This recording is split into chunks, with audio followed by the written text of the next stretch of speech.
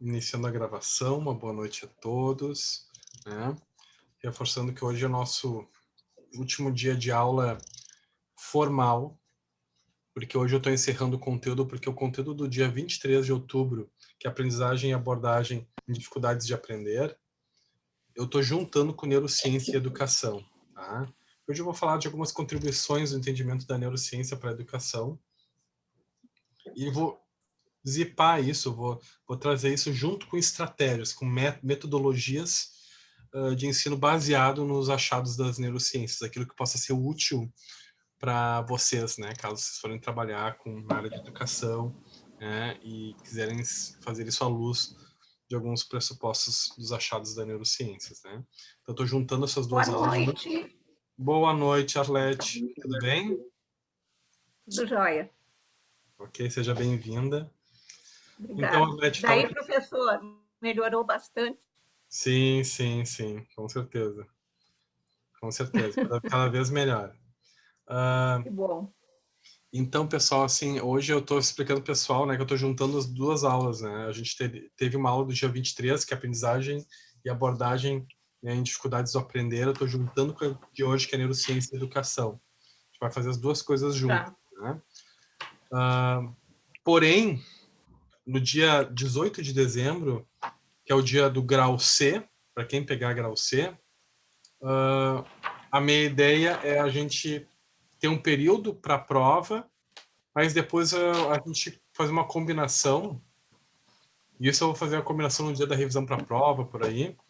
Vocês já vão Uhum. pensando, já vão tendo ideias de ter um tema que vocês vão sugerir para a gente abordar, dentro de tudo que a gente viu, ou algo que a gente não viu, ficou a curiosidade, né? Daí vocês vão trazer um tema, a gente vai fazer uma votação aqui, daí a gente vai fazer uma aula extra, né? Para, de alguma forma, também poder... vocês têm todas as aulas, né, que foram prometidas no cronograma, né? Sim. Então, já como hoje eu estou dando dois conteúdos juntos, porém, mesmo assim, eu estou dando conta do conteúdo, porém não estou dando conta de todas as aulas, né? Então, no dia de grau C vai ser uma aula, e vai ser uma aula, assim, não formal. Em que sentido? É uma aula que não vai estar relacionada com conteúdo de grau B, nem de grau C. Vai ser uma aula mais leve nesse sentido, né? Não vai cair em prova nenhuma. Vai ser uma aula complementar Tá. ao currículo formal, tá? A gente pode fazer um comes e bebes à distância, cada um traz um pratinho, enfim, daí vocês organizam. O Lucas só com violão pra gente.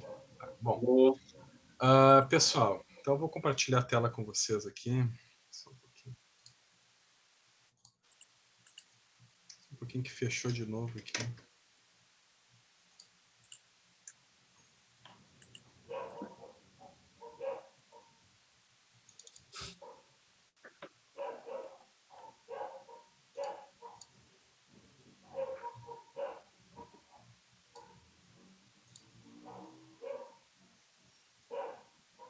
Estão visualizando, pessoal? Uhum. Okay. Sim. Então, eu peguei esses dois conteúdos, juntei e criei um novo enunciado, né? Neurociências e o campo da educação. Porque aqui a gente vai ver intervenção e contribuições das neurociências junto, de uma forma dinâmica, tá? A ideia é a gente poder discutir, conversar um pouquinho. No final, eu vou dar uma tarefa para vocês. Isso é uma outra novidade, tá? Não sei como é que vai soar para vocês. Isso é negociável, tá? Se vocês quiserem fazer diferente, a gente faz diferente. A ideia hoje é eu poder dar uma tarefa para vocês, e essa tarefa, que vai ser uma tarefa de fazer um texto, eu não vou pedir formalidades de resenha, né, de trabalho assim, formal como os outros, não vou botar número de linhas, né, mas vou pedir uma reflexão de vocês num texto, né, a respeito de um tema que eu acho que é muito atual, muito importante. E a execução dessa tarefa ela vai valer uma bonificação na nota. Por exemplo, ela não é complementar a nota, ou seja, ela não se junta para formar o 10 de vocês. Mas, por exemplo, se vocês ficarem com 9,5, vai valer 0,5. Né? Então, assim, vai ser uma atividade complementar, que vai valer uma bonificação. Eu depois vou botar isso lá no grupo para que os outros possam também fazer. Tá? Mas aí lá no final vocês vão entender. Tem muito a ver com o que a gente está vivendo hoje, tempos de relacionado aos tempos de opressão, de violência, de discriminação, tempos de maniqueísmo, né, que é 8 ou 80, eu tô certo, tô errado, se tu não concorda comigo, eu te odeio. Tem algo que esteja relacionado a esse momento que nós estamos vivendo muito difícil. Ontem nós tivemos, né, um fato na nossa cidade muito triste, né? Acho que abalou a todos, né? Então, algo que possa remeter, né, a uma reflexão a respeito desses assuntos que estão sempre atuais, né? Então, a gente de alguma forma a gente vai abordar isso, tá? Eu resolvi aproveitar isso para a nossa aula de hoje, tá? Ok, pessoal? Começamos?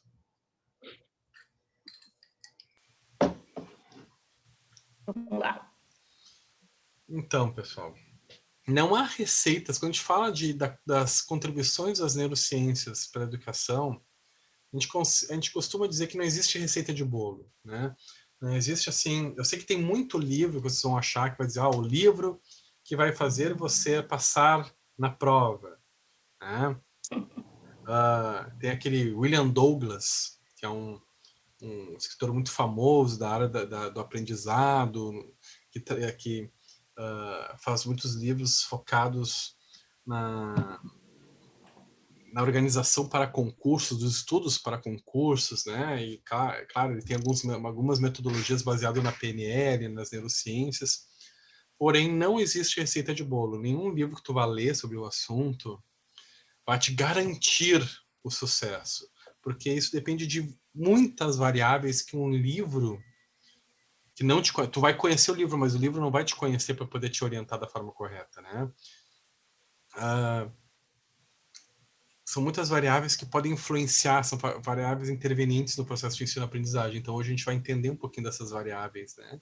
E por que elas são importantes. Não há receitas infalíveis para aprender, mas estratégias pedagógicas fundamentadas pelos conhecimentos neurocientíficos da aprendizagem podem ajudar os professores ou demais profissionais a tornar esse processo mais eficiente. Então, claro, existem orientações, existem estratégias, né, que são contribuições das neurociências para o aprender, né? Mas repetindo, não é receita de bolo, não é garantia, né? Nada, isso valoriza mais ainda o papel do psicólogo, né? Porque o psicólogo é o profissional que tem as ferramentas para no seu processo avaliativo, né, entender as necessidades singulares, né, de cada aluno, paciente, né, enfim. Faz sentido para vocês o que a gente está discutindo aqui no início? Muito.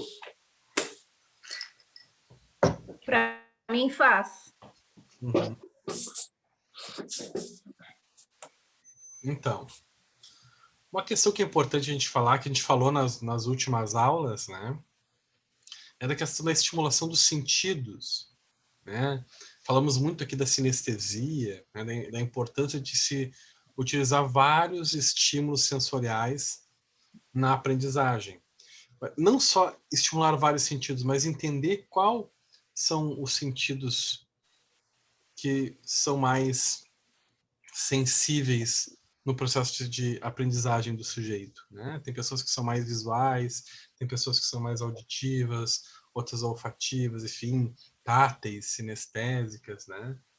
Então, o entendimento da importância da implicação dos sentidos, da estimulação dos sentidos no processo de aprendizagem e do entendimento de qual é a característica singular desse sujeito, de que forma ele aprende melhor, é importante, né, para a ativação das múltiplas redes neuronais, né? A gente criar vários tipos de estimulação, porque o nosso cérebro ele é associativo, né? O Gall estava muito certo, né, quando dizia que nós temos áreas cerebrais responsáveis por funções determinadas, né, que ele chamava de localizacionismo. Porém, o Pierre Florin também estava certo quando dizia que existe uma inter-relação entre essas áreas. Elas agem de forma associativa, colaborando umas às outras para a formação de funções cooperativas do cérebro. Por isso que é importante a gente utilizar diversos sentidos, né, no processo de ensino-aprendizagem. Vou trabalhar com vídeo, daqui a pouco é uma atividade de campo, onde eu vou ter que entrevistar alguém, ouvir alguém, daqui a pouco eu vou num lugar experienciar aquela, né, eu vou fazer uma dinâmica para eu viver o conceito. Perdão. Para eu sentir como é que se dá a manifestação do fenômeno, pela minha própria experiência, né? Então, várias formas de tu estimular as pessoas nesse ensino vão auxiliar no processo de aprendizagem, né? Inclusive, com vocês eu tento fazer assim, né? De vez em quando eu faço uma dinâmica, daqui a pouco eu passo um vídeo, daqui a pouco eu te faço essas aulas expositivas, daqui a pouco eu passo uma tarefa para vocês fazerem, que é a minha forma de eu tentar fazer esse processo com vocês.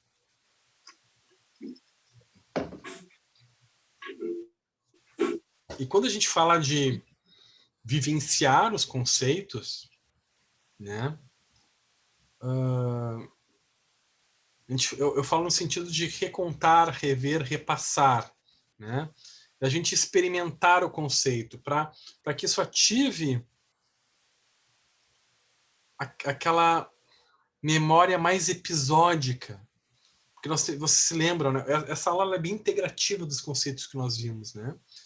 Quando eu vivencio, eu experiencio algo, eu não estou ativando só um processo declarativo semântico, né, de saber o que é alguma coisa pelo livrismo, lendo um conceito. Não, eu estou ativando uma memória mais episódica, de experienciar algo. E também, muitas vezes, procedural, né, porque daí eu vou fazer esse algo, eu vou, né, na prática, executar alguma ação. E a gente está estimulando várias áreas de memória diferentes. Isso facilita o processo de aprendizagem.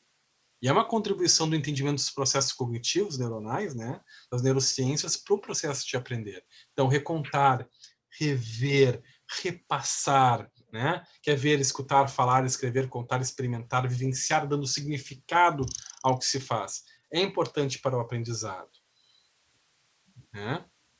Então, quando eu pratico, né, quando eu vou a campo, isso vai me despertar outros processos, outras memórias, ativar outras memórias que vão facilitar na evocação de conhecimentos, na compreensão e reflexão, processo metacognitivo do que eu estou tentando entender, né? Do que simplesmente um livrismo de pegar um livro, ler, passar uma aula expositiva, comentar, né? Então é diferente, né? É muito mais fácil explicar o que é uma bicicleta já tendo andado de bicicleta, né? Porque é bom, tu vai poder falar com muito mais detalhes, explicar a importância do equilíbrio, né? Tu vai focar naquilo que talvez seja também mais importante, né? Para o teu interlocutor, né? Quanto uma pessoa extremamente teórica vai ser fazer uma explicação puramente técnica, né? Do que é uma bicicleta, mas nunca andou, né? Não vai falar do quanto é confortável um banco, a importância de ter um banco confortável, qual é a consequência de não ter um banco confortável para tua coluna, né?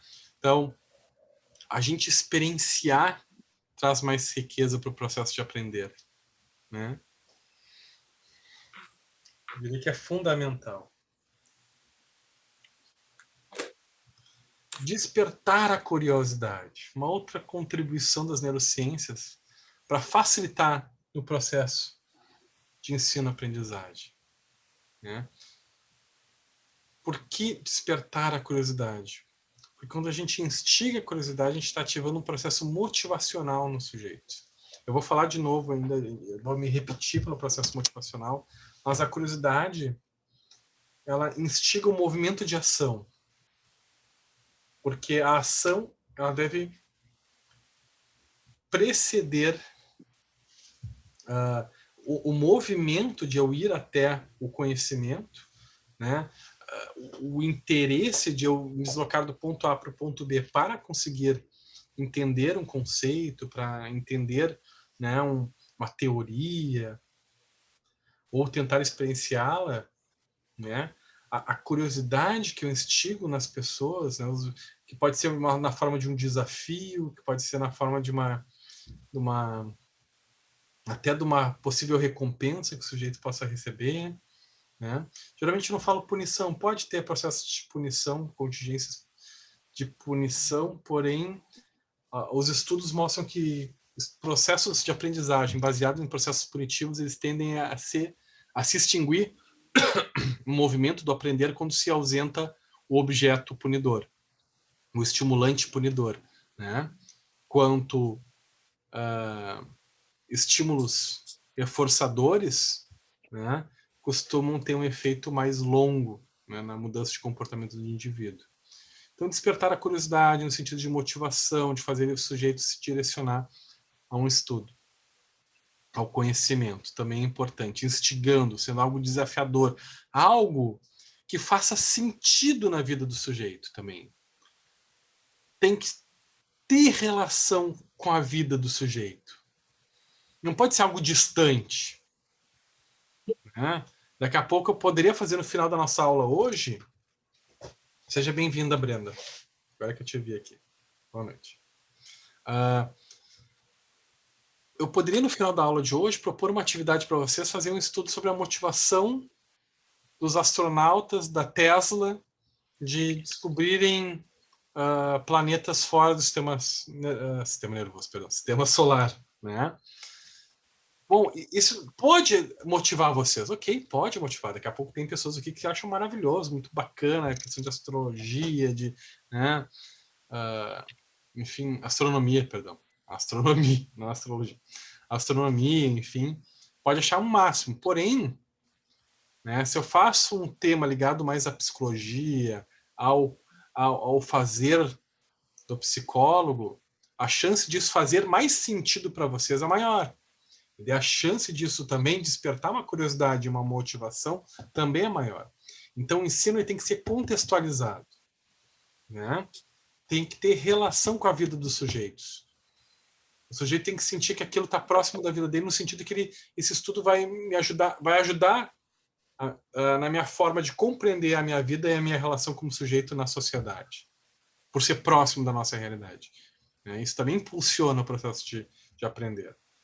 Mas isso é meio paradoxal no sentido, no que tange aquela questão, quanto mais eu individualizar esse ensino e esse despertar da curiosidade, menos ele vai estar individualizado, porque, de novo, cada indivíduo é um indivíduo com as suas prioridades, seus anseios, biriri bororó, não entra nessa seara. Ok, obviamente, né?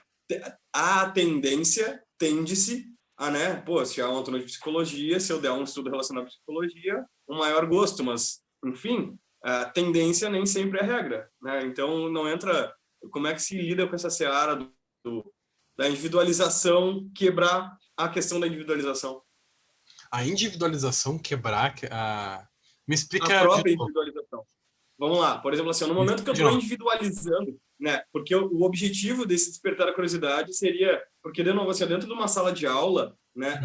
Obviamente a gente pensa que quanto mais tu individualizar o ensino daquela criança ou daquela pessoa, obviamente ele tende a aprender mais e melhor, né? Mas no momento que eu estou individualizando, não tem como tu individualizar isso para 60 crianças dentro de uma sala de aula. E no momento que tu está tentando individualizar para uma, provavelmente tu não está individualizando para outra. A individualização está quebrando o conceito da individualização geral, assim, né? Sim, a questão pessoal. Isso. Do e grupo. aí, como é que... Exato, exatamente. Porque, né? E aí onde é que entra esse equilíbrio do despertar da curiosidade? Como eu disse, há uma tendência que, uma turma de psicologia, obviamente, tu vai ver coisas relacionadas à psicologia vai ser mais interessante, mas espera aí, mas é uma tendência, não é uma regra. Onde é que se trabalha isso daí para poder ser uma coisa abrangente para a sua maioria, né? Eu fico com a dúvida. Sim. Assim, como tu falou, é muito difícil de tu fazer isso, tu poder, às vezes tu tem o ideal e aquilo que é possível fazer. Para isso existem estratégias, tu vai modular. Tem estratégias que tu vai fazer de forma mais geral com o grupo.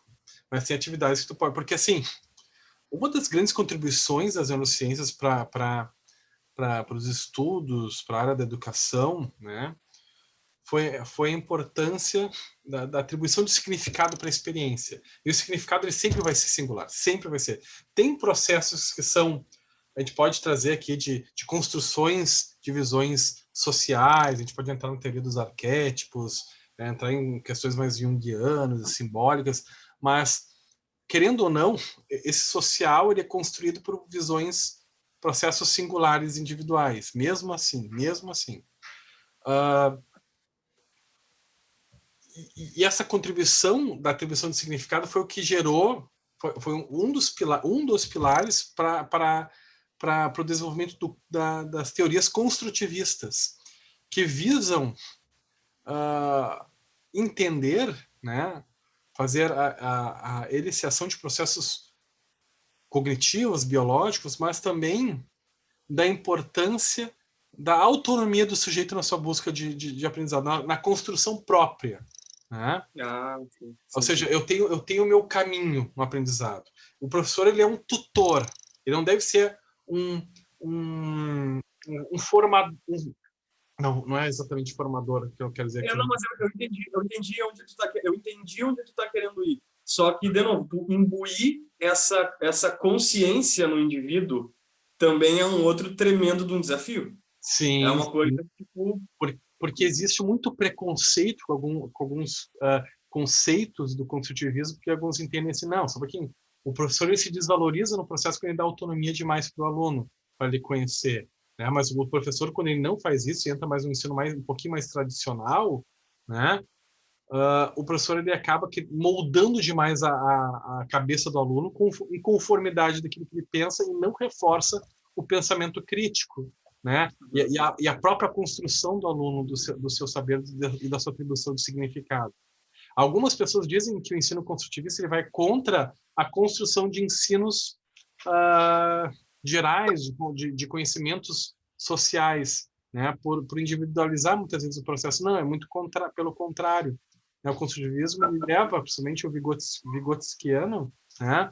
Ele leva muito em conta a influência do social na nossa vida e a forma como a gente utiliza ferramentas, signos, né, de linguagem para poder compreender o mundo através da linguagem social, aquilo que nos é atribuído. Mas esse crescimento ele vai ter aspectos singulares da minha forma de interpretar o mundo. Por mais que nós sejamos seres coletivos, sociais, a nossa forma de interpretar a realidade ela é muito única, ela é muito singular. E no processo de ensino de aprendizagem a gente não pode fugir muito disso. E claro, eu entendo todo o teu conceito, eu entendo essa tua inquietação necessária, ótima, né? Incentivo ela e convido a pensar que daqui a pouco nós podemos construir processos que abarquem os dois lados, né? Que eu possa dar aulas onde a construção e os temas vão ser mais gerais, mas vai ter um momento onde dizer assim, agora os alunos vão ir para casa, vão pesquisar e relacionar esse conteúdo com um tema que lhe faça sentido. Né? É futebol, é teatro, é futebol americano, é astrologia, seja lá o que for. Né? Mas tu vai construir isso dentro daquilo que te dá sentido, que para ti te traz significado. Isso que eu te digo que é um ensino assim, mais construtivista, né? Baseado na construção de significados singulares.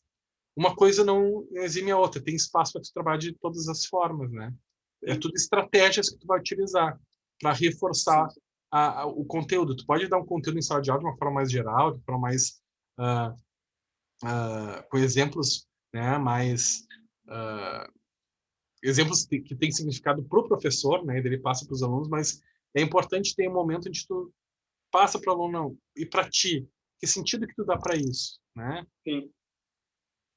E faz a tua uma coisa não elimina a outra, no fim. Tipo, acho que esse é o ponto-chave de toda a questão.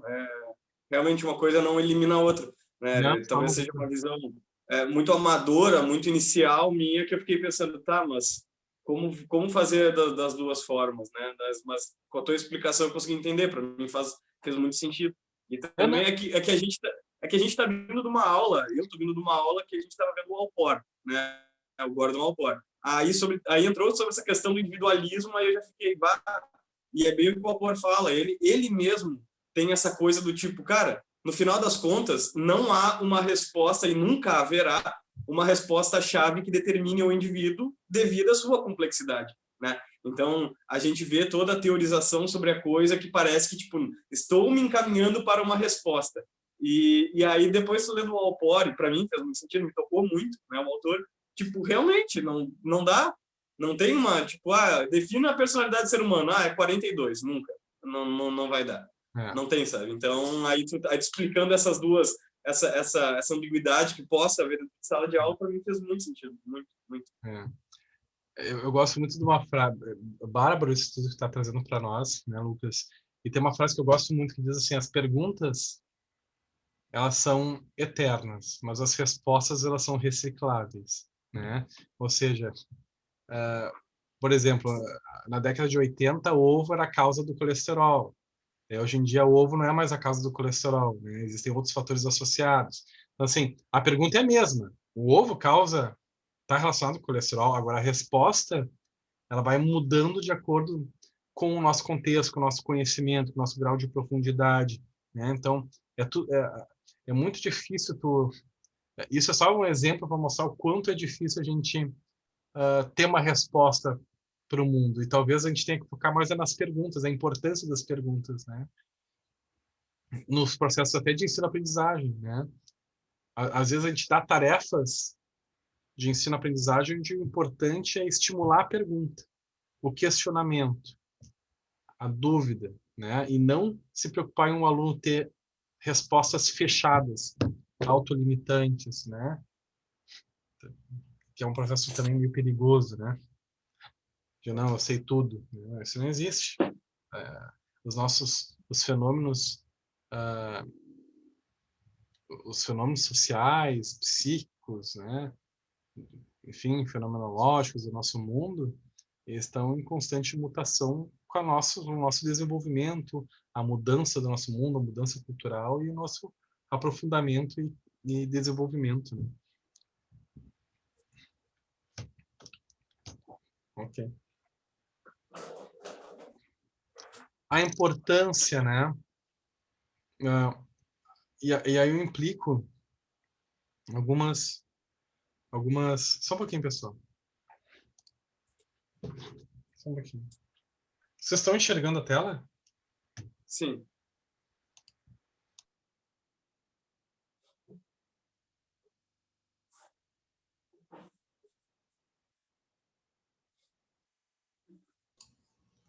Oi.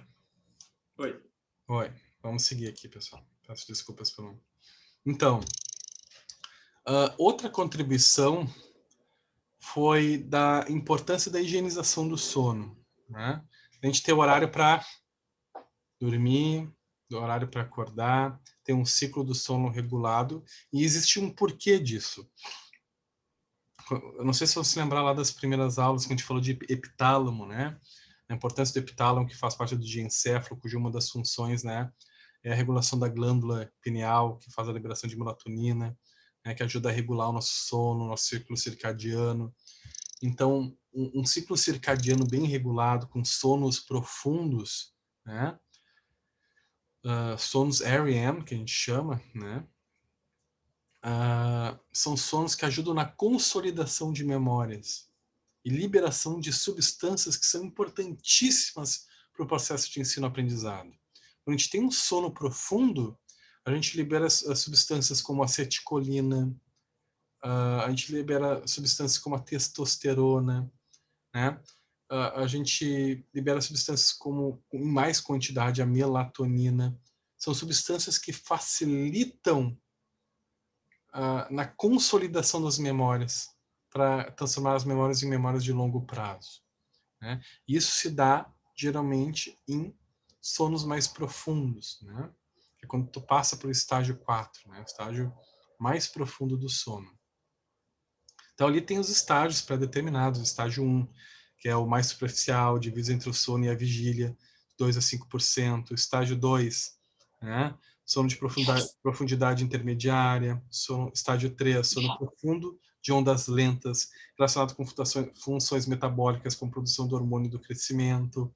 Estágio 4, sono profundo de ondas lentas, assim como estágio 3, e sono REM, caracterizado pelo movimento rápido dos olhos, pela ocorrência dos sonhos e relacionado com atividades mentais como aprendizado e memória. É quando é liberada a testosterona, né? A testosterona é um hormônio que ajuda na aprendizagem e na memorização.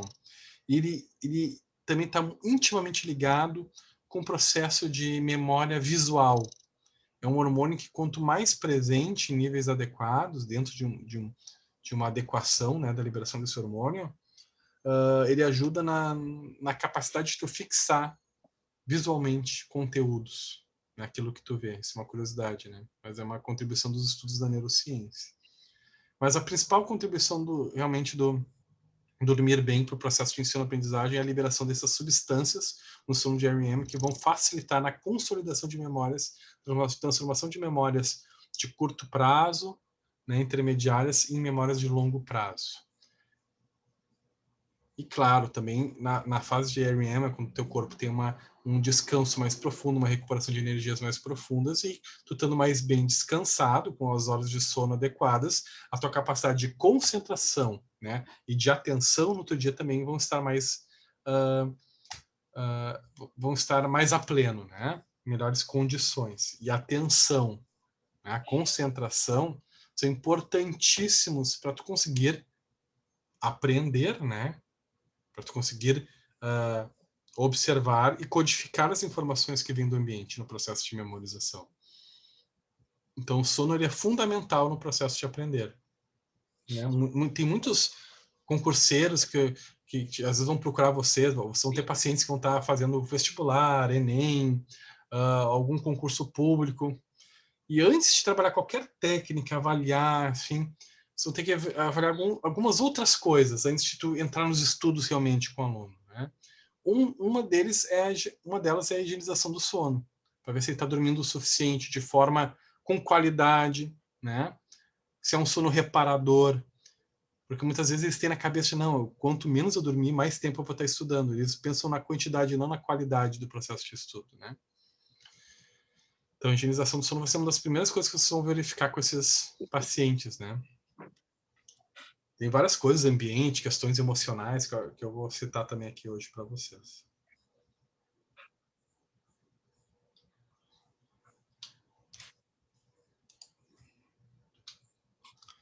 A motivação, eu falei um pouquinho ali atrás, tá? Que é no sentido assim, de desafiar, questões desafiadoras, né? Só que não é só, quando eu trago esse conceito de motivação, não é só no sentido de instigar, mas também de manter a pessoa estimulada em aprender mais, né? Os reforços que a gente vai gerar nesse processo de aprendizagem, reforços positivos, reforços negativos, o processo de reforçamento, né? Ele tem que ser intermitente. A gente tem que, de vez em quando, dar um reforço. A pessoa tem que receber um reforço, né? Por exemplo, eu gosto de comer, assim, tenho um prazer assim na comida. É uma coisa que ativa meu núcleo accumbens, meu núcleo de recompensa, assim, que ativa de uma forma assim muito singular. Então, quando eu tenho que fazer uma tarefa que para mim é muito cansativa ou que vai exigir muito de mim, o que eu faço? Eu coloco ali um ciclo de 1h30 trabalhando e um intervalo de 30 a 40 minutos, onde eu faço um lanchinho. Claro que eu não vou fazer isso de 1h30 em 1h30, senão eu vou ficar gigante, né? Mas uma das recompensas que eu trabalho, intermitente, nesse processo, é um lanchinho gostoso, que eu tento fazer o mais saudável possível também, né? Mas o lanche, ele é importante para me reforçar, para ter uma recompensa depois, né? Isso me mantém estimulado, né? A recompensa ela também pode ser relacionada, a recompensa intermitente ela pode ser relacionada ao conteúdo que tu está aprendendo, ou aquilo que tu está realizando, né? Tu pode combinar, tu pode ser um chefe, por exemplo, e tu tem lá teus funcionários trabalhando contigo, e tu pode, de forma intermitente, chegar lá e elogiar, dizer, olha, tá muito bom esse trabalho, olha, tu é um excelente profissional, tu é um bom, enfim, né? Então tu pode orientar para as coordenações, por exemplo, tu trabalha num colégio, pode orientar as coordenações para, de vez em quando, o coordenador tá lá no intervalo junto com os professores, elogiando eles, olha, fulano, gostei, né, da tua aula, enfim, os alunos estão te elogiando muito, fulaninho, poxa, que coisa boa te ver, tu tá aqui com a gente, pegando junto, você dá reforços intermitentes para esses professores, né? Mas baseado naquilo que eles fazem também, elogiando a performance, né? Então, nem sempre o reforçamento, a contingência de reforçamento motivacional tem que ser algo fora, né? Pode ser algo relacionado à tua própria tarefa. O que é melhor ainda, eu considero, né?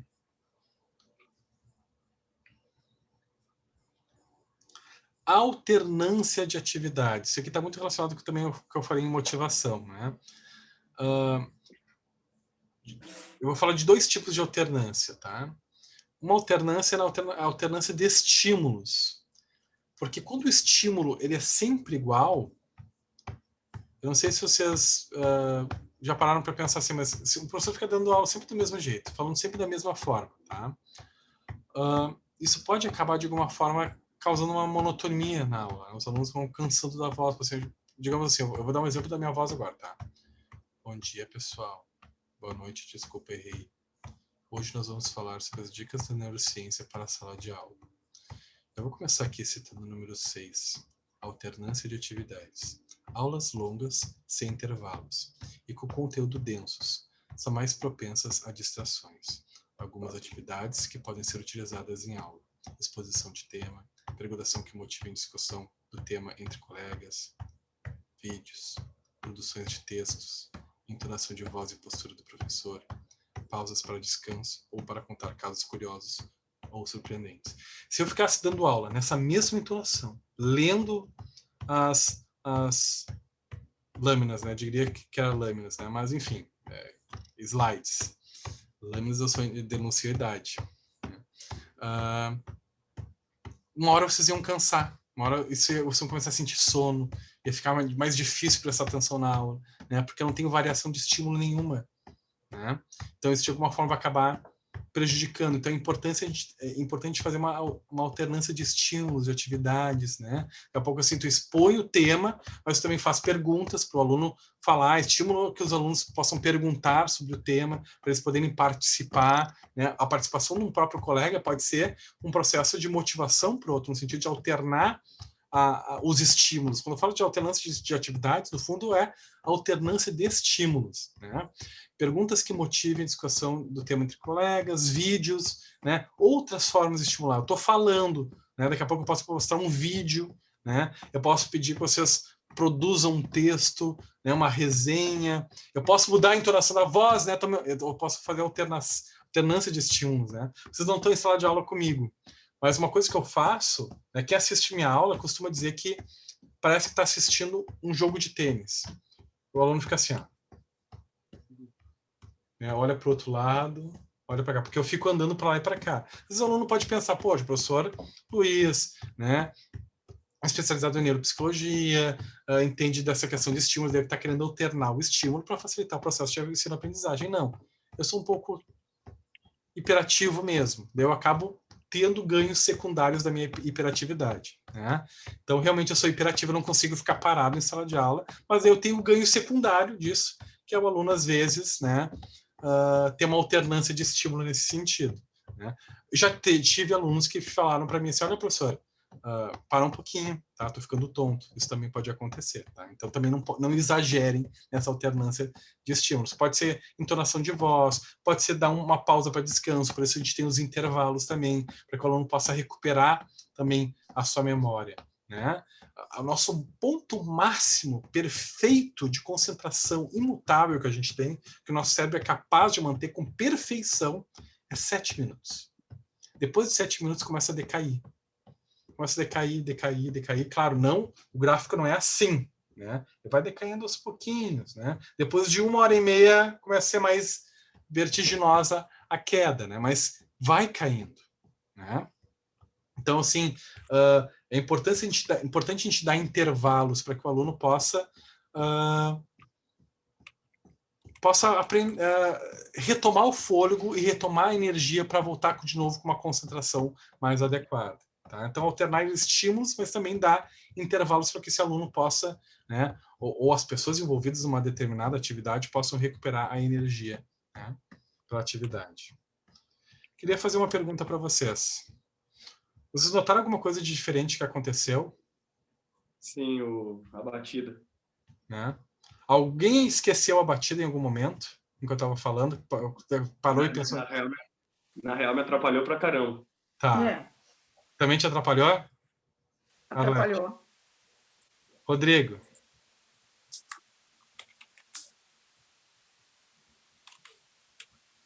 Digamos que... Oi, Rodrigo. Eu acho que ele tentou falar, mas não rolou. Tudo bem. Então, então, assim, eu fiz um estímulo aqui que foi extremamente desprazeroso para vocês, né? Foi concorrente à atividade, né? Então, alternância de estímulos não significa tu usar vários estímulos ao mesmo tempo. Não pequem pelo excesso, porque isso pode gerar no aluno um fator de confusão, de dificuldade para se focar, né? Eu comecei a mudar aqui, eu criei um estímulo novo, mas esse estímulo novo foi um fator interveniente para o processo de vocês de aprender, né? Então, cuidar quando apresenta um estímulo, uma alternância de estímulo, que isso pode também prejudicar. Quando eu falo alternância de atividades e estímulos, não criar uma sobreposição entre elas que prejudique o processo também de aprendizagem, tá? Que isso pode acabar atrapalhando. Tá? Eu fiquei E a tua voz estava muito baixinha e o batimento estava maior que a tua voz. Tá. Mais alto. Ok. Eu estava olhando para a carinha de vocês, estavam assim, faziam assim. Eu senti que existia um desconforto. Tá? Sim, tentando prestar atenção e... Tá. Sacudia, né? Mas conseguiram ouvir o que eu falei? Apesar de toda a dificuldade? Tá. Ah, não, no fim não. Eu ouvia, mas não entendi o que tu estava falando. Tá. Então, assim, eu estou falando aqui sobre alternância de atividades, né? Você tem que variar os estímulos, né? Dar uma aula expositiva, mas também faz perguntas para motivar o aluno, né? Apresenta vídeos, produção de textos, muda a entonação de voz, né? Essa alternância para quebrar um processo de habituação do aluno. Você lembra quando eu comecei a falar assim, sempre com a voz assim, enfim, né? Daqui a pouco a minha voz vai se tornar um som ambiente. Porque o teu cérebro, o que acontece quando a gente tem um som ambiente retilíneo e uniforme, onde a pessoa está sempre falando assim, o teu cérebro tem uma tendência a eliminar isso do teu campo perceptivo e te fazer pensar em outras coisas que te estimulem mais. Isso é uma defesa do nosso campo perceptivo, né? Se chama processo de habituação cerebral. Se o professor ficar sempre falando assim, daqui a pouco vocês vão se pegar pensando em comprar casa de praia, ou na viagem das férias, onde é que eu vou passar o Natal. Bom, outros estímulos mais desafiantes, mais estimuladores mesmo, mais reforçadores, vão tomar conta da percepção de vocês. Porque o som do professor que está falando sempre assim, desse jeito, da mesma forma, vai se tornar som ambiente. O cérebro de vocês vai querer transformar em som ambiente. Porque a tendência que o nosso cérebro faz com estímulos que não tem alternância, né? Que não tem modulação de voz, né? Enfim, não tem uma modulação perceptiva, ele tende a tentar jogar como pano de fundo do processo, como som de cenário. É uma tendência do nosso cérebro fazer. Né? Por exemplo, quando a pessoa está meditando, às vezes a gente coloca uma música, são músicas que têm uma tendência a conectar, ajudar a gente a se conectar com as nossas emoções, mas também quando a gente começa a conectar, a música se torna pano de fundo, a gente não fica pensando nela. A gente está conectado com os nossos pensamentos, os nossos processos, né? Com o mundo também, mas a música se torna um pouco pano de fundo. Né? Quando a gente está na praia e está o barulho das ondas, tem uma hora que a gente esquece um pouquinho disso, a gente começa a falar com as pessoas, a gente até esquece do barulho das ondas, porque elas se tornam um processo de habituação, são sempre iguais, né? Enfim, a não ser que esteja um mar muito revolto. Então, sons onde não há modulação perceptiva, nosso cérebro tenta transformar em som ambiente. E com isso, a gente deixa de perceber como deveria perceber. Né? É uma defesa, né? Ajuda, muitas vezes é importante para nós conseguir fazer isso. Né? Mas isso é uma armadilha, então é importante a gente fazer essa alternância de atividades para modular as estimulações para as pessoas, né? Para facilitar no processo de concentração, de atenção. Tá? E eu falei ali no final das pausas, porque elas são importantes para a gente retomar a qualidade atencional. Que o máximo de concentração, com a qualidade máxima que a gente consegue manter, é 7, 8 minutos. Depois vai decaindo aos pouquinhos. Depois de 1h30, então, cai de forma vertiginosa. Né? Depois de 25 minutos, 20 minutos, começa a cair bem mais rapidinho. E 1h30 já vai bem rápido. Né? Então é importante dar intervalos também, intermitentes também, de descanso. Se tu puder dar intervalo de descanso, e nesse intervalo de descanso, tu ainda fazer uma atividade prazerosa, né, com recompensa, melhor ainda. Até aí, pessoal, tudo ok? O que vocês estão achando? Bem legal. Tá. 7. Emoções. As emoções são valiosas para a aprendizagem, influenciam funções importantes como atenção e memória. Então, assim, pessoal, as nossas emoções, querendo ou não, elas vão impactar no nosso processo emocional. Ou amplificando esse processo, ou diminuindo a nossa capacidade. Né? Quando a gente fala de ansiedade, né, de medo de errar, de emoções negativas, a gente está falando de processos que vão estimular estruturas neuronais, como a amígdala, como o eixo hipotálamo, hipófise adrenal, que vão liberar substâncias do nosso cérebro, como corticotropina, cortisol, noradrenalina, que vão fechar os nossos canais de memória. Por quê? Porque quando essas substâncias que são liberadas, quando nós estamos tendo experiências aversivas, né, são as mesmas substâncias que são, mesmos eixos cerebrais e substâncias que são liberadas quando a gente vai enfrentar uma situação de perigo, onde a gente precisa ou ter realmente um enfrentamento, o embate, ou a fuga. E quando a gente vai ter um embate e fuga, tudo que a gente menos precisa ter é memória. Ficar refletindo. Ah, um leão. Leão que é da classe dos felinos. Né? É parente tal do gato, não sei quantas classes evolutivas, enfim, né? Do gato. Né? Porque, enfim, ele tem 4 patas. Né? Mamífero. Enfim. Bom, tu já morreu. Já foi comido pelo leão. Né? Tudo que tu não precisa é gerar processos cognitivos de top-down, né? Onde tu vai exigir da tua memória, da tua aprendizagem. Não, tu não precisa disso. Tu precisa ou atacar com força ou fugir o mais rápido possível. Né? E para isso a memória não é importante. Então o nosso corpo sabe como ele é. Quando a gente estimula essas estruturas cerebrais, ele fecha os canais de memória e diz run, ou ataca. Né? E ele não estimula esse processo de memória. Então, assim, a gente fecha os canais de aprendizagem de memória, porque a gente não vai precisar usar nesses momentos. Então, quando tu tá para fazer uma prova e tu tá muito nervoso, tá estimulando, né, o funcionamento amidalar, do eixo hipotálamo hipófise adrenal, liberando essas substâncias, e daí vem aquilo que os alunos costumam falar, que todo mundo aqui possivelmente todos nós já experienciamos, que é o branco. Pá, me deu um branco. Daí o branco deixa mais nervoso ainda, daí é um ciclo que se retroalimenta. Né? Geralmente, quando isso acontece, a primeira coisa é larga a prova, não olha para ela, fecha os olhos, faz uma respiração, pensa em coisas gostosas, pensa na praia, pensa nas férias, pensa no Pepe Diego Souza, que virou Paulo Nunes Jardel. Né? Pensa em coisas... Vai começar. Vai começar. Eu até que demorei dessa vez, né? Então pensa em coisas prazerosas que para ti, claro, obviamente para você só faz sentido, que isso vai fazer o quê? Vai desestimular o acionamento desse mecanismo e vai te deixar abrir de novo os canais de memória. Claro que existem também macetes, né? Tu tomar um suco de laranja 30 minutos antes, natural, ajuda também a ter melhor qualidade na abertura desses canais de memória. Tem vários macetezinhos que se pode usar para ajudar nessa abertura dos canais de memória cerebrais. Mas é por isso que dá o branco, né? Nesses momentos que a gente fica muito nervoso. Então, por mais que o medo, a ansiedade sejam processos naturais e adaptativos, quando eles são muito excessivos, né, e mal regulados, eles vão dificultar o processo de ensino-aprendizagem, justamente para acionar esses mecanismos.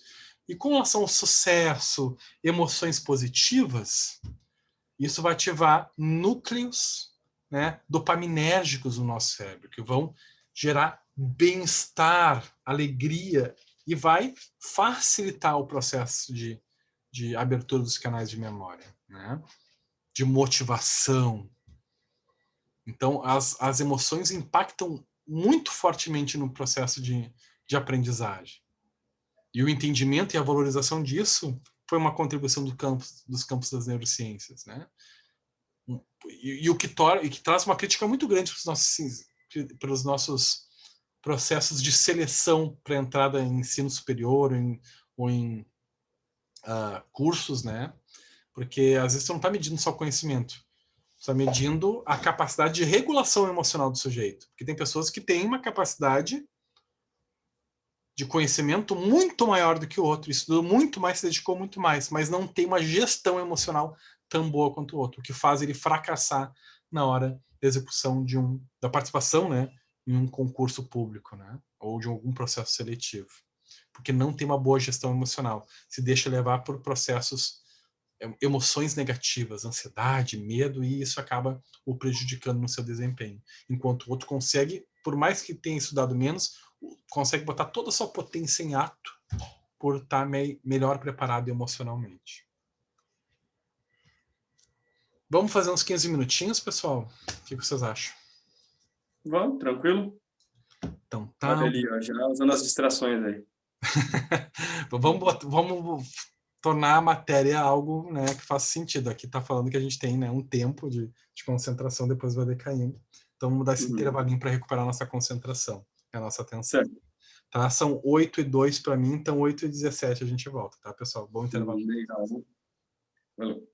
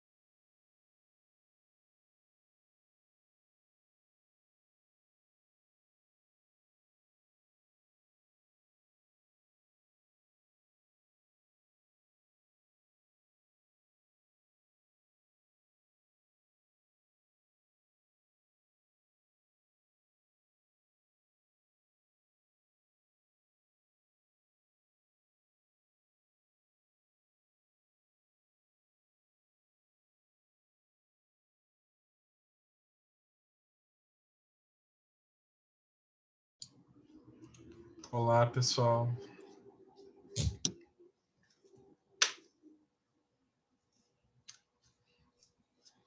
Olá. Te peguei com a mão na massa. Tava violando um tocão.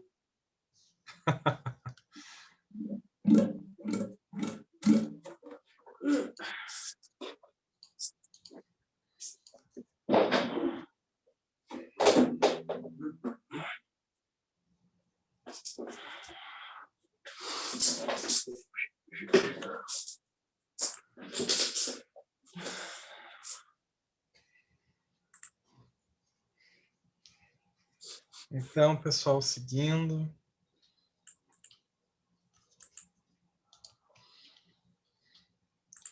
Outra coisa que é muito importante ser avaliado, monitorado no processo de ensino-aprendizagem, né? O ambiente. A gente fala de ambiente, a gente não está falando só das coisas materiais, a gente está falando das pessoas que frequentam esse local, né? Então, vai desde questões físicas, como fatores ergométricos, né? De ergonometria, de uma poltrona confortável, de uma mesa ajustada conforme a altura, né? De um teclado para digital, né? Que seja adequado também. É uma tela que tem um grau de luminosidade suficiente, uma janela aberta para circular o ar, com luminosidade natural mais próximo possível de luminosidade natural, né? Um ambiente bem iluminado. Vai desde isso até relações, assim, né? A questão de tu ter pessoas que compreendam, que respeitem esse espaço, esse momento para a aprendizagem. Esse momento onde tu está te dedicando para te concentrar em algo que para ti é importante. Então, tu precisa de pessoas que de alguma forma sejam empáticas ao teu processo de aprendizagem, que respeitem, que te estimulem, né? Respeitem o espaço, né? Respeitem o teu momento. E isso é uma coisa extremamente difícil muitas vezes, né? Às vezes a pessoa, porque às vezes tu vai ter que botar limites na relação, né? Aquele tempo que a gente tinha, a gente não vai ser exatamente mais aquele tempo. A gente vai ter tempo, mas vai ter que ter tempo, momento onde eu vou precisar me dedicar. Isso, combinações empáticas, né? Que são necessárias, né? Então, o ambiente ele exerce uma influência muito importante e é uma variável interveniente na aprendizagem, né? Ambientes onde não se tem não se tem conforto, não se tem luminosidade adequada, né? Não se tem segurança. Quando eu falo isso tudo, eu começo a lembrar das nossas escolas estaduais, principalmente, né? Será que a gente tem o ambiente propício em muitas delas, né? Para que favoreça a aprendizagem? As condições que elas estão, né? Algumas delas nem telhado têm direito. Pois é. E são coisas que são importantes, que vão influenciar na aprendizagem do aluno, né? Na motivação do aluno, no bem-estar do aluno, na sua aprendizagem, no seu processo de aprender. Participação. Olha só, Lucas, que estava sendo discutido antes, né? O professor deve dar papel ativo ao estudante, sujeito responsável por sua aprendizagem, contribuindo para o desenvolvimento das suas funções executivas. Deve torná-lo figura central durante as aulas, reconhecendo suas limitações e orientá-lo para superá-las. Aqui eu entendo que tem uma parte do professor de orientação, mas uma parte de autonomia, onde ele é responsável, né? Dá na mão do aluno o processo de aprendizagem, né? Da construção do seu saber também.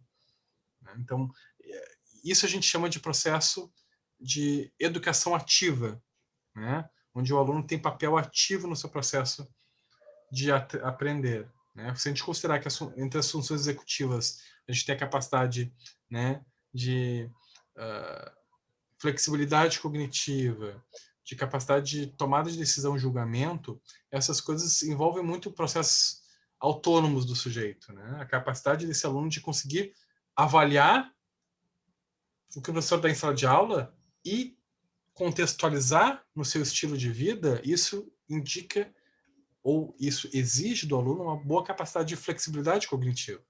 Decidir como que vai pesquisar um determinado assunto, desenvolver, isso envolve o processo de tomada de decisão e julgamento, que é outra função executiva, né? Então, isso desenvolve os processos cognitivos do aluno, ou paciente, seja quem for, né? E estimula também, de forma mais ativa, o seu processo de aprendizagem.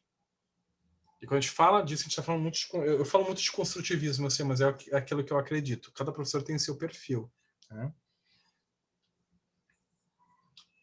10. Avaliações, provas e notas, né, que deveriam funcionar como indicadores de que as estratégias de ensino-aprendizagem estão sendo eficientes ou não e motivar a adoção de estratégias alternativas, né?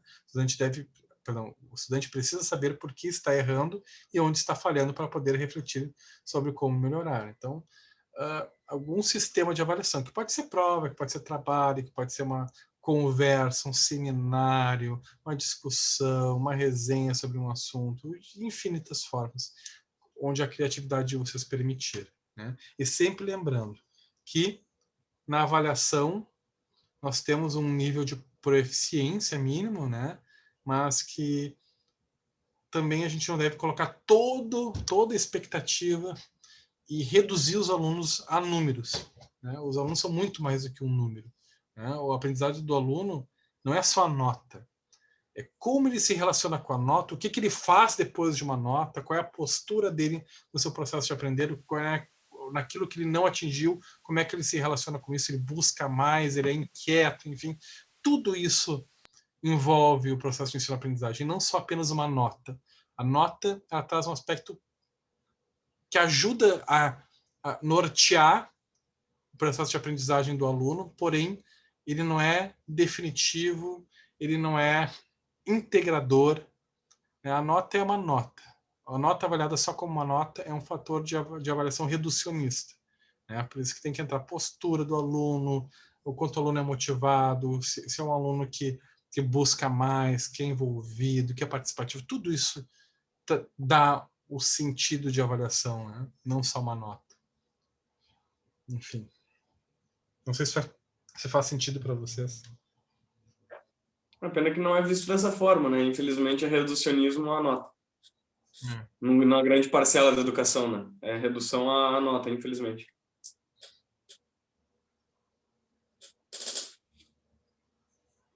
Verdade. E hoje em dia as novas abordagens, né, reforçam a aprendizagem baseada em problemas, né, onde motivam o estudante a aplicar conhecimentos e discutir com colegas para resolver situações práticas, contextuais do seu dia a dia. Então, como é que eu pego um conhecimento que eu estou aprendendo e uso ele para resolver uma questão prática do contextual do local onde eu vivo, daquilo que faz sentido para mim, né? E isso a gente tem que favorecer a consolidação do aprendizado por meio da experiência. Os estudantes se estressam menos para lidar com novas situações, novos problemas. Então a gente entende que a aprendizagem baseada em problemas, a gente tem que pegar aquilo que foi aprendido, né, seja de forma autônoma, seja de forma mais tradicional, e de alguma forma tentar usar isso para resolver problemas que façam sentido para a vida dos sujeitos, né?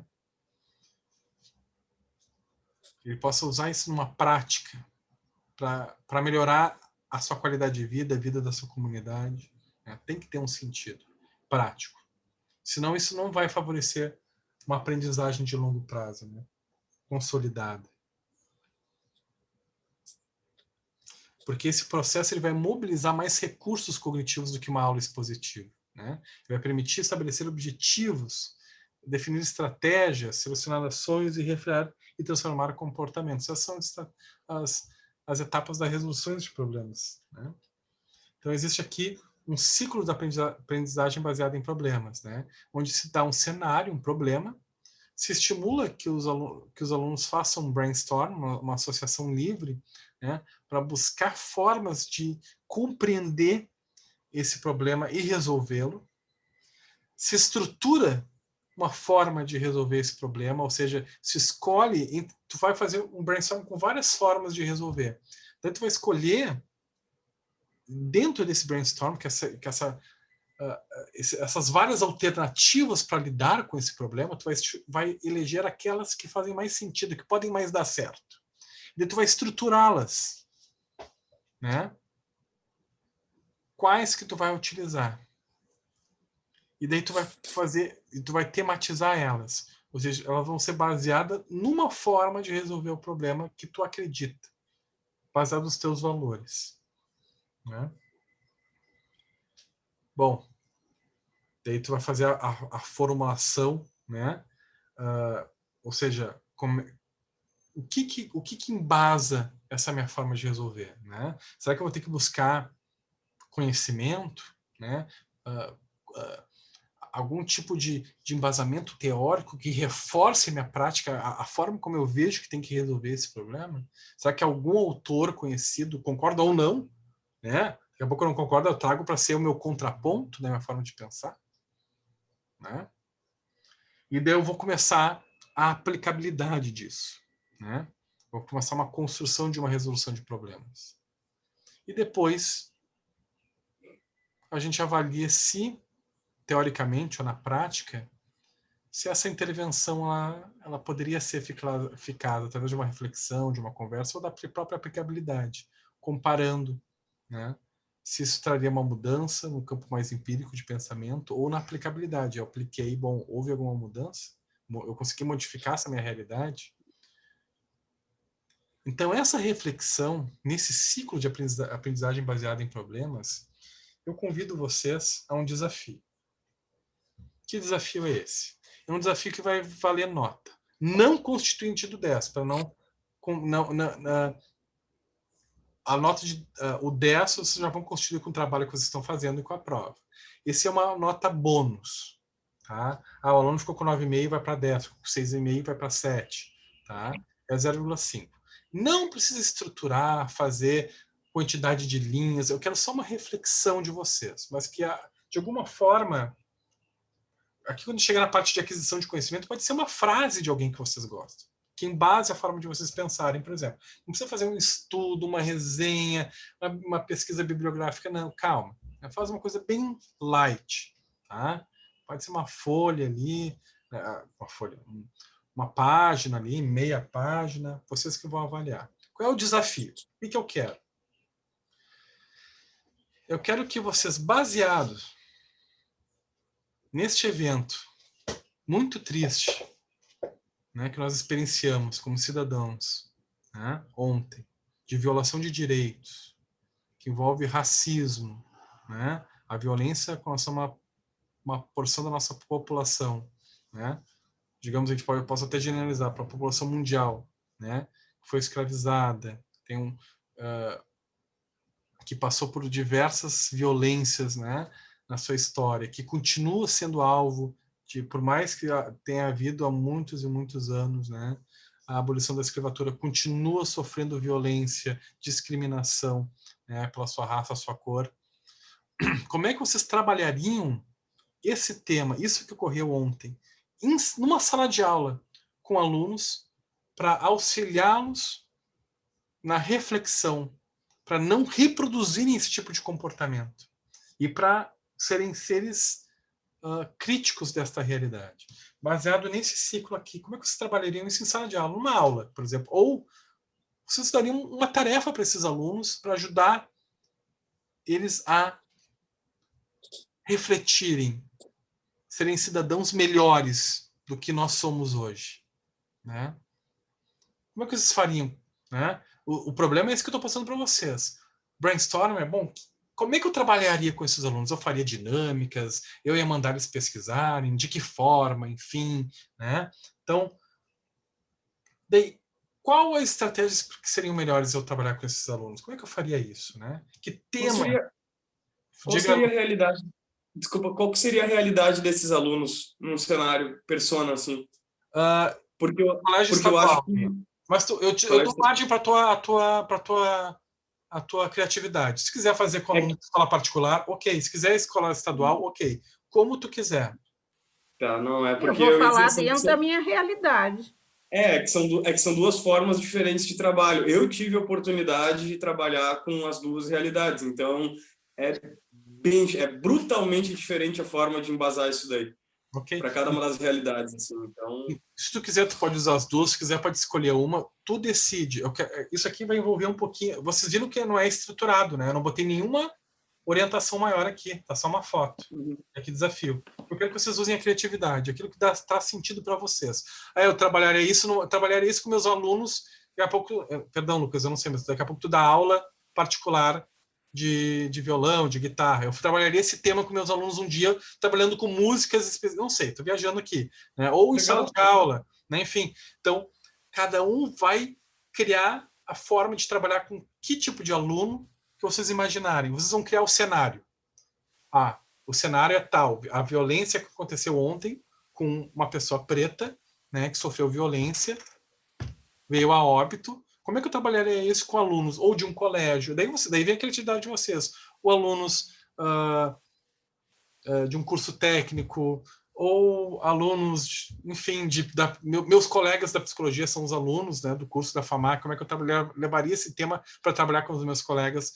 A criatividade deixa aberto para vocês. Eu só quero, não precisa sistematizar muito, fazer um trabalhão, não. Eu quero, assim, pode ser um texto fluido, escrevendo, refletindo de como é que vocês trabalhariam isso, quais serão as estratégias, como é que vocês implementariam, se tem alguém que já pensou nisso, né? Ou se tem algum pensador que embasa isso, mas pode só citar o nome dele, não precisa trazer citações de livros, né? Não precisa de bibliografia. É uma tarefa assim um pouquinho mais solta, um pouquinho mais leve, né? Mas para estimular também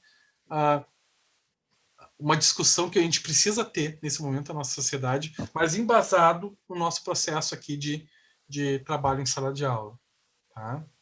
Eu não quero que vocês se sintam desconfortáveis pela ausência muito elevada de estruturação nessa tarefa. Justamente eu quero o contrário, quero que vocês usem a criatividade de vocês, né? E se alguém se sentir desconfortável em fazer isso, por esse tema que mobiliza, eu sei que mobiliza, né? Bom, me chama ali no privado, enfim, a gente conversa um pouquinho, tá? Essa é a tarefa. Vocês já podem começar a fazer hoje, tá? Para entregar na semana que vem. Tá bem? a gente vai abrir tarefas, tu vai abrir uma tarefa ali no portal? Vou abrir uma tarefa para vocês poderem me entregar por lá, tá? E vou mandar também a orientação lá no grupo para quem não pôde estar presente. Tá? Ok? É uma tarefa bem aberta, pode ser uma coisa simples, tá? Não é para desgastar também vocês, mas é para estimular a reflexão, o aprendizado do que a gente está vendo hoje, né? E trazendo um tema atual, algo que está fazendo sentido, algo que precisa ser discutido, um tema que tem urgência na nossa sociedade. Então, né, Ainda mais em psicologia. sim. Né? Ok, pessoal? Como é que vocês se sentem quanto a essa tarefa? Tudo bem? Sim. Eu me sinto com uma tremenda de uma raiva, não sobre a situação, sobre a situação, não sobre o trabalho, né? E ainda ter que ouvir do nosso vice-presidente que não existe racismo no Brasil. Então, assim, é uma coisa que vai empilhando as situações, sabe? Tu vê um vídeo desses, tu conhecer a história. Da realidade, né? Eles vivem num mundo desconectado. É impossível o coração não entrar a milhão de raivas que São os acontecem. valores, né? Nossa. Passou, para mim, pelo menos, já passou da questão de valoração como ser humano pessoal e único, sabe? É simplesmente a brutalidade em 2020 isso ainda ser uma voga, sabe? E o governo nega. Eu não consegui terminar de ver o vídeo. Eu ouvi 2 gritos do João e fechei. Não deu. Não, eu também não ouço mais. Não deu. Simplesmente não deu. É muito. É insuportável. Embrulhar o estômago, né? Nossa. É insuportável. Mas, enfim, então, eu sei que é um tema bem desconfortável, mas eu quis chamar vocês para essa tarefa porque, bom, é um tema que nós temos que para a gente poder discutir. Eu vou dar um tempinho para a gente poder discutir sobre isso também na próxima aula, né? Mas, embora não seja um motivo, né? Eu dou um tempinho para a gente poder falar, a gente vai ter tempo. Não, fundamental. A gente está, como a Arlete falou, ainda mais nós de psicologia, é fundamental a gente estar nessa frente aí de combate, de embate, principalmente usando essa nossa capacidade para poder lidar com o ser humano. Então, né? Uhum. Muito Pessoal, boa tarefa. Da raiva, mas é muito boa. Pessoal, então, assim, né, vou abrir espaço para vocês poderem fazer essa tarefa, eu vou colocar essa tarefa lá no portal. Eu não tinha colocado ainda porque eu queria ver como é que é só para vocês isso, né? Porque daqui a pouco, por mais que seja um ponto de bonificação, né, meio ponto de bonificação, daqui a pouco o aluno estão cheios de coisas para fazer. Eu sei que a gente está numa pandemia, daqui a pouco os alunos, vocês não iam... daqui a pouco não ia ser uma coisa muito confortável para vocês, daí eu deixei para ver se, de alguma forma, vocês gostariam de aderir a essa tarefa. Que bom que aderiram. De minha parte, eu concordo. Não posso falar pelos outros colegas, né? Eu da minha também, com certeza. Aliás, uma baita uma tarefa. Então tá, pessoal. Boa atividade para vocês. Eu desejo um bom final de semana a todos, um bom descanso, tá? E eu sei que é um dia muito pesado. Para mim está sendo, assim. Isso é uma coisa que aconteceu que realmente, assim, pesou, assim. Então, mas que a gente possa refletir, reavaliar, pensar sobre as escolhas que a gente faz, né? Que a sociedade está fazendo e nos colocarmos no divã, né? Porque não é o nosso lugar de fala inicial, mas a gente também tem que se colocar no divã. A gente precisa participar da discussão e falar no sentido de poder contribuir no entendimento do que está acontecendo com os opressores, né? O oprimido tem que falar da sua dor, é o que melhor entende da sua dor, mas o opressor, né, os mais privilegiados, os brancos, né? A gente tem que se colocar no divã. O que está acontecendo com a sociedade? Por que isso acontece? Por que nós agimos assim? Né? Por exemplo, eu cresci numa cultura, meu pai é de 1926, né? Querendo ou não, da Igreja Católica, bom, eu sou cristão, mas eu entendo que a Igreja Católica ela tem uma raiz bem racistinha, né? É difícil achar padres pretos, né? E de 1926. Minha mãe também de 1939. Né? Pessoas maravilhosas, que são grandes exemplos para mim, porém, que trouxeram de forma estrutural questões de discriminação, né? De padrões de opressão. Né? Então, eu sou de uma geração que ainda era muito machista, muito xenofóbica, muito preconceituosa com questão de gênero, com piadas racistas, com anedotas racistas que a gente falava e nem percebia, né? Então, a tendência dos opressores é sempre saírem da discussão, né? De não quererem participar, né? Um bom exemplo disso, eu vou falar por mim, né? Homem, né? Eu nunca tive uma roda de amigos, até de psicólogos ou de amigos de infância, enfim, onde um homem chegou e falou: poxa, vamos falar sobre violência contra a mulher? Não, isso nunca aconteceu. Né? Porque o opressor, né, Lucas? Porque o opressor tende a sair da discussão quando ele é beneficiado, quando ele é o privilegiado. Né? Por que eu vou discutir? Por que eu vou me desgastar se não sou eu que sofro a opressão? Né? Então, isso acontece com a sociedade. Então, a gente participar dessa discussão, de fazer tarefas como essa que a gente está fazendo hoje, é se colocar um pouco no divã, é discutir, é refletir sobre o que está acontecendo com a gente, né? Com os nossos iguais e com os nossos irmãos que estão sofrendo essa violência também. Então, enfim, foi só uma forma de a gente poder metabolizar e colocar a gente também como psicólogos no papel de discussão, que também é importante nesse tema. Tá bom, pessoal? Prof, diga. Pode entregar em áudio? Pode entregar em áudio. Pode ser. Pode me entregar em áudio. Vou flexibilizar dessa forma, porque é para ser leve. É um tema duro, difícil, mas é para... Muito. Mas a entrega, né, a forma, a estruturação da entrega do trabalho, eu quero que não seja trabalhosa demais para vocês, tá? Mas não tem como, professor, não tem. É um tema que tu não, se tu baseia em 20 linhas, em 1 minuto de áudio, tu tá quase... Tem que ser cuidadoso. Não, tu tá quase cuspindo em toda uma luta, sabe? É uma coisa que tu não pode ser leviano, tu não pode ser, tipo, básico, de forma nenhuma. É uma luta muito poderosa, assim, para tu ficar só Sim. no meio termo. Claro, claro. Tá bom, pessoal? Bom trabalho para vocês. Obrigado por comparecerem à aula. Tá? Então, Valeu. disponibilizando esse tempo para vocês já começarem a trabalhar, já vou colocá-lo no portal atividade, vou avisar os colegas, tá? Ok? Legal. Até a semana que vem, então, onde nós vamos ter a entrega dos trabalhos, vamos fazer discussão sobre os estágios motivacionais, aprofundar um pouquinho mais. Tá bem, pessoal? E vamos discutir esse tema Certo. também importantíssimo. Tá bom? Tá bom. Um abraço a todos, tá? Bom fim de semana a todo mundo. Vocês também. Boa noite. Então. Boa noite, Rodrigo, também.